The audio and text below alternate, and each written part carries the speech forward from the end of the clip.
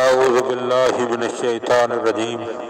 بسم اللہ الرحمن الرحیم۔ مولا کائنات حضرت امیر المومنین علی ابن ابی طالب علیہ السلام کے مجموعہ کلام نہج البلاغہ کے تیسرے باب کا 352 نمبر فرمان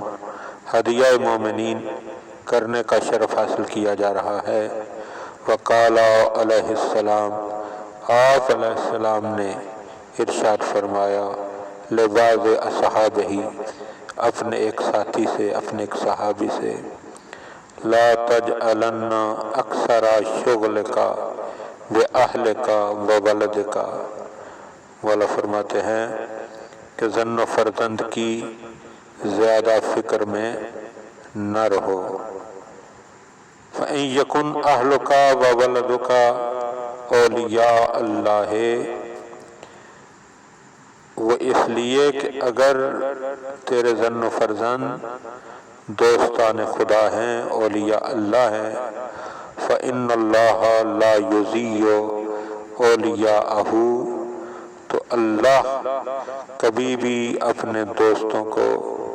برباد نہیں ہونے دے گا۔ وَإِن يَكُونُوا أَعْدَاءَ اللَّهِ، اور اگر تیرے زن و فرزند جو ہیں، تیری اہل و عیال، تیری اولاد اگر اعداء اللہ ہیں یعنی دشمنان خدا ہیں، فما ہمک، تو پھر تجھے کیا پڑی ہے، وشغلک، اور تجھے کیا ضرورت ہے فکر کرنے کی، بے اعداء اللہ، اللہ کے دشمنوں کے حوالے سے،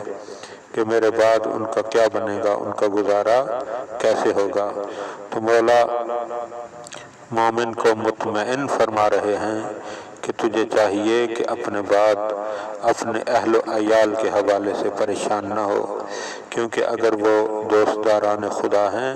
تو اللہ کبھی بھی اپنے دوستوں کو بے یار و مددگار نہیں چھوڑا کرتا، اور اگر خدا نخواستہ وہ دشمنان خدا ہیں، اللہ کی اطاعت کرنے والے نہیں ہیں،